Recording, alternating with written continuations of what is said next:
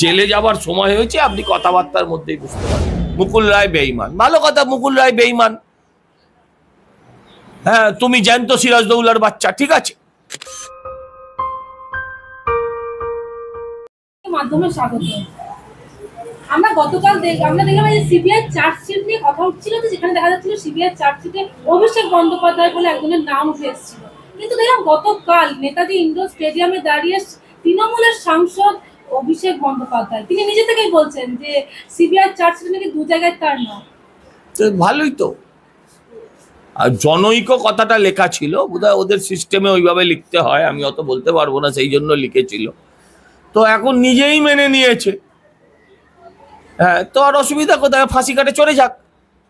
সেই কবে থেকে 2 বছর আগে থেকে জল্লাদ দাঁড়িয়ে আছে, পিডাব্লিউডির লোকেরা দাঁড়িয়ে আছে রোদে জলে বৃষ্টিতে, ফাঁসি কাটে মরছে পড়ে গেল, ঘুম ধরে গেল, তবু ফাঁসির আসামির দেখা নেই। এবার তো দিয়ে দিয়েছে চার্জশিট। চার্জশিট মানে পুলিশের চোখে, সিবিআই এর চোখে তুমি দোষী। এবার তোমার দায়িত্ব তুমি দোষী নয় সেটা প্রমাণ করা।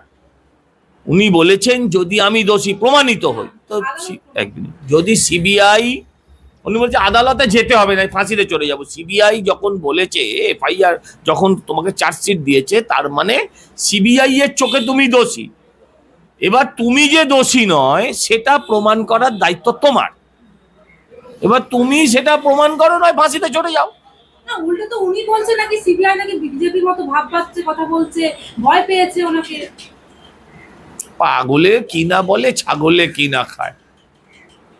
ওর যত কাকা জ্যাঠা পিসো মেসো ছিল সবগুলোকে বাড়ি থেকে কলার ধরে টানতে টানতে নিয়ে গিয়ে 2.5 বছর 3 বছর করে চাক্কি পিসিং করে দিল।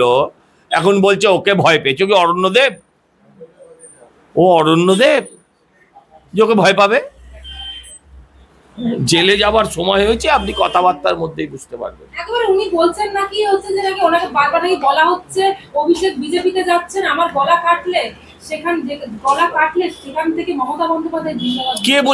কে বলেছে অভিষেক বিজেপিতে যাচ্ছে? উনি বলছেন। তো ওনার কথার উত্তর উনি দেবেন। ওনার কথার উত্তর উনি যদি বলেন সূর্য পূর্ব দিকে ওঠে না পশ্চিম দিকে ওঠে, তার রিয়াকশন আমি দেবো? পাগল ছাড়া কি বলবো তাকে? এতদিন শীত ঘুমে ছিল, সাপ এবার নড়ে চড়ে উঠে ফনা বার করেছে। এতদিন কোথায় ছিলি বাবা? বলছিল দুর্গাপুজোর পর থেকে দেখা হয়নি। কোথায় অভিসারে গেছিলেন নাকি? গোসাগরে খিল দিয়েছিলে? কোথায় ছিলে একদিন? তুমি নতুন দল করবে, তুমি বিজেপি করবে, কি করবে? বিজেপি তুমি চাইলেই করতে পারবে না প্রথমত। হ্যাঁ, তো করবে, বিজেপি করবে কেউ বলেছে? নতুন দল অভিষেক বন্দ্যোপাধ্যায় করবে এদের কেউ বলেছে? বিজেপির কোনো নেতা বলেছে? তাহলে এসব কথা আসছে কেন? ও তো নিজের ছাপাই পিসিকেই দিক না, ববিকে দিক, পিসিকে দিক, আমাদেরকে আপনি প্রশ্ন করছেন কেন? আমরা দেখতে পেলাম একটা অন্যরকম ঘটনা, যেখানে একেবারে স্টেজে দাঁড়িয়ে অভিষেক বন্দ্যোপাধ্যায় একেবারে মুকুল রায়ের নাম করে বেঈমান বলছেন। অন্যদিকে দেখছি নিচে সেই মিটিং এ কিন্তু উপস্থিত রয়েছে ওনার ছেলে। তো আমি যদি দোকান কাটা হই, আপনি কি করতে পারেন? ওর ছেলে যদি দোকান কাটা হয়, আপনি কি করবেন? গন্ডারের যদি চামড়া হয়, ওর পিসি নিয়েছে, ওই বেঈমানকে পিসি বুকে জড়িয়ে ধরেছে কেন, তার দায়িত্ব পিসিকে নিতে হবে। এর উত্তর আমরা কোত্থেকে দেব? ওনার মুকুল রায়ের হাতে পতাকা কে ধরিয়েছে? মুকুল রায়কে আজকেও জেড ক্যাটাগরির নিরাপত্তা দেওয়া হচ্ছিল। কে দিয়েছিল? কোন পুলিশ দিয়েছিল? কোন সরকার দিয়েছিল? তাকে নিয়ে এসে পাবলিক অ্যাকাউন্টস কমিটির চেয়ারম্যান করার কথা কে ভেবেছিল? কারা দিয়েছিল? এগুলো উত্তর দিতে হবে তো। এখন তাদেরকে ও বেঈমান বলছে, মুকুল রায় বেঈমান। ভালো কথা, মুকুল রায় বেঈমান। হ্যাঁ, তুমি জ্যান্ত সিরাজদৌলার বাচ্চা, ঠিক আছে। তো আমার প্রশ্ন হচ্ছে, এই কথাগুলো পাবলিক বলার কি, পাবলিকলি বলার কি? পিসিকে বললেই হয়। আমরা দেখলাম মুখ্যমন্ত্রী একেবারে স্টেজে দাঁড়িয়ে ভোটার লিস্ট নিয়ে অনেক মন্তব্য করেছেন নাকি। চোরের মায়ের বড় গলা, ঠাকুর ঘরে কেড়ে আমি তো কলা খাইনি। কদিন আগে আপনারাই দেখিয়েছেন বারুইপুরের তালিকায় উত্তরবঙ্গের লোকের নাম, একটা দুটো নয়, উনি একখানা দুখানা বার করে কি নাটক করছেন।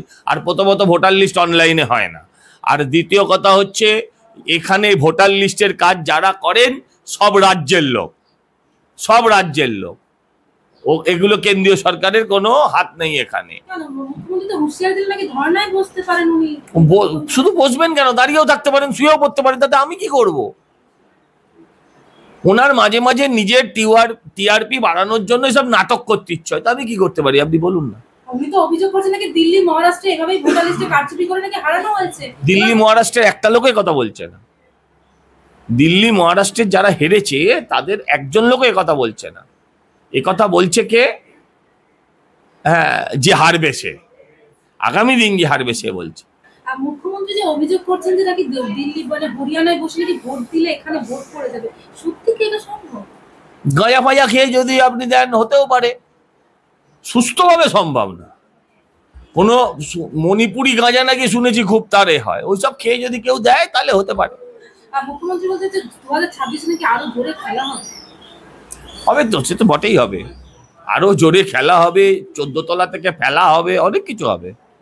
একবারে দেখলাম ভোটের ব্যাপারে ভোটের কতগুলো সিট পেতে হবে, সেই লক্ষ্যমাত্রা সেট করে বাপের জমিদারি সিট বাপের জমিদারি, উনি বলে দেবেন এতগুলো সিট পেতে হবে, অতগুলোই সিট পাবে, বিরোধীরা এতগুলো সিট পাবে তো বিরোধীরা অতগুলোই সিট পাবে, বাবার জমিদারি পেয়েছে। এসব নাটক আমরা অনেক দেখেছি। আসলে ভীত সন্ত্রস্ত মানে পিছিয়ে পড়া, মেন্টালি ডিপ্রেসড তাদের সমস্ত দলের কর্মীদের চাঙ্গা করার এটা একটা প্রয়াস। তাহলে গতকাল তাহলে ঠিক কি হলো? নাটক ফার্স্ট ক্লাস নাটক। চিতপুরের অবস্থা খুব খারাপ, যাত্রা শিল্প ধুঁকছে, টলিউড তো ওই বিশ্বাস ব্রাদার্স তুলে দিয়েছে, যাত্রা শিল্প ধুঁকছে। তারপর বীণা দাশগুপ্তা বলে একজন ছিলেন যাত্রা জগতের রানী, তিনিও নেই। হ্যাঁ, কদিন আগে মনোজ মিত্রও মারা গেলেন। পুরো জায়গাটা ভ্যাকেন্ট।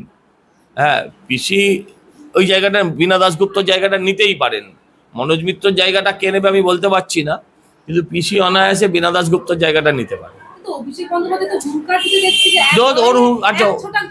আচ্ছা তো ঠিক আছে, এতদিন কোথায় ছিলি আগে সেটার উত্তর দে, তারপর তো জমি ছাড়বি না।